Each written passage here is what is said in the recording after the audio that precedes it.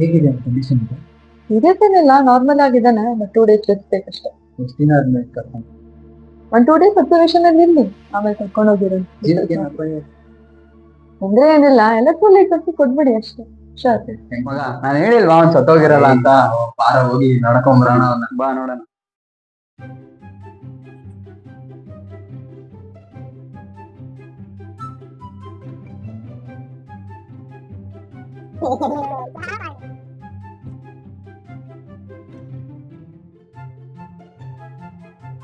ಸತ್ತಿಲ್ವಂದ್ರು. ಅವನ್ಗೇನಾಗತ್ತೆ, ಇಲ್ಲೇ ಬದುಕಿಲ್ವಾ ಅವನು? ಅದೊಂದ್ ದೊಡ್ಡ ಸ್ಟೋರಿ. ಇವನು ಮಾಡಕ್ ಕೆಲ್ಸ ಒಂದ ಎರಡ? ಏನಾಯ್ತು ಮತ್ತೆ? ಅದಾ ಕೇಳಿಸ್ಕೊ, ಹೇಳ್ತೀನಿ.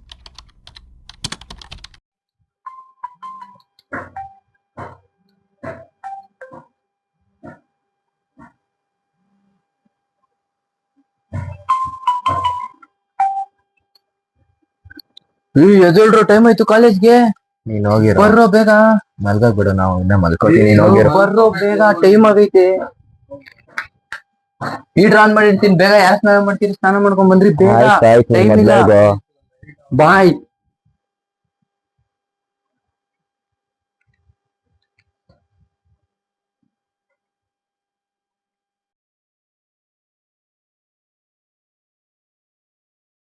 ಅದು ಸ್ವಿಚ್ ತೆಗ್ದು ಪ್ಲಗ್ ತೆಗ್ದು ಆಮೇಲೆ ತೆಗಿಯೋ. ಹಂಗೆ ತೆಗೆದ್ರೆ ಸಾಯ್ತೀಯ ಒಂದಿನ. ಆಯ್ತು. ಈ ವೈರ್ ಕಟ್ ಆಗಿದೆಯಲ್ಲೋ ಅಲ್ಲಿ.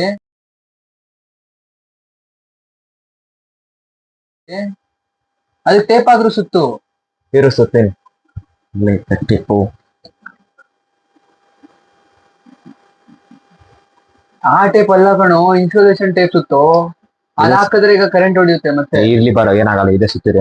ಇನ್ಸುಲೇಷನ್ ಟೇಪ್ ಸುತ್ತಿದ್ರೆ ಕರೆಂಟ್ ಹೊಡಿಯಲ್ಲ, ಇಲ್ಲಾಂದ್ರೆ ಮತ್ತೆ ಕರೆಂಟ್ ಹೊಡ್ಸ್ಕೊಂತೀಯ. ನಡಿ ಹೋಗೋಣ ಬೇಗ. ಹಾ ಬಂದೆ, 1 ನಿಮಿಷ ನಡಿ. ಬಾ.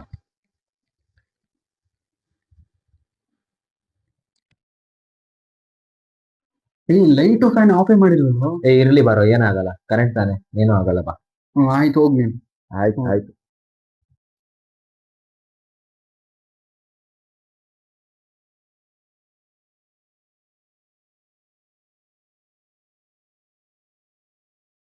ಒಬ್ಬ ಕರೆಂಟ್ ಹೆಂಗ್ ಉಳಿಸೋದು ಅನ್ನೋದೇ ಗೊತ್ತಿಲ್ಲ. ಆದ್ರೆ ಮಾಡ್ತೀನಿ.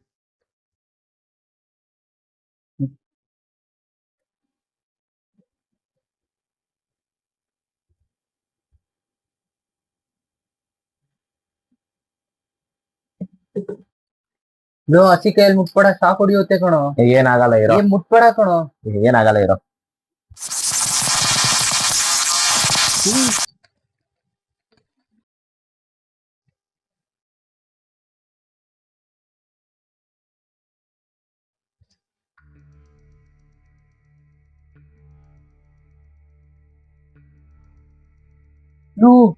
ಬಾರೋ, ಏನಾಯ್ತು ನಿಂಗೆ? ಬದುಕಿದ್ಯೇನೋ? ಮತ್ತೆ ಆಂಬುಲೆನ್ಸ್ ಕಾಲ್ ಮಾಡೋ ಬೇಗ, ಆಂಬುಲೆನ್ಸ್ ಕಾಲ್ ಮಾಡು.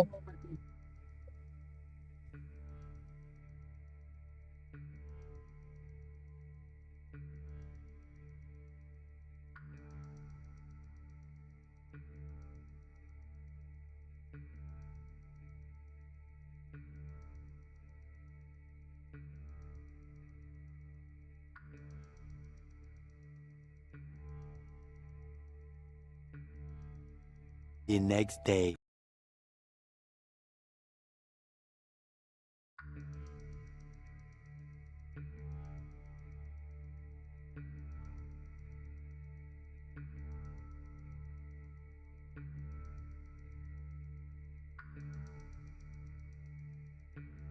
ಪರವಾಗಿಲ್ಲ, ನಾರ್ಮಲ್ ಆಗಿದ್ದಾನೆ.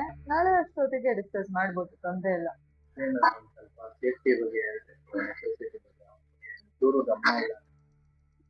ಅದು ಒಪ್ಕೊಂತೀನಿ.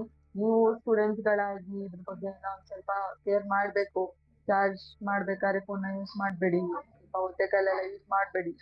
ಇನ್ನೊಂದ್ಸತಿ ಎಲೆಕ್ಟ್ರಾನಿಕ್ ಅಪ್ಲಯನ್ಸಸ್ ಯೂಸ್ ಮಾಡ್ಬೇಕಾದ್ರೆ ಫೋನ್ ಇಟ್ಕೊಂಡು ಮಾಡೋದು, ಇಲ್ಲ ಅದ್ರ ಮೇಲೆ ಧ್ಯಾನ ಇಲ್ದಲೆ ಇರೋದೆಲ್ಲ ನಡೆಯುತ್ತೆ. ಬಟ್ ಒಂದ್ ಸ್ವಲ್ಪ ಅದ್ರ ಮೇಲೆ ಗಮನ ಕೊಡಿ.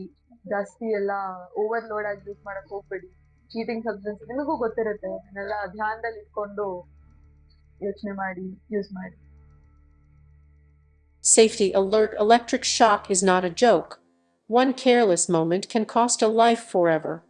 In India, around 30 people lose their lives every day due to electrocution, according to reports based on NARB data. Most electrical accidents happen because of careless handling of wires, wet hands or wet surroundings, damaged cables, and faulty connections, ignoring basic safety rules.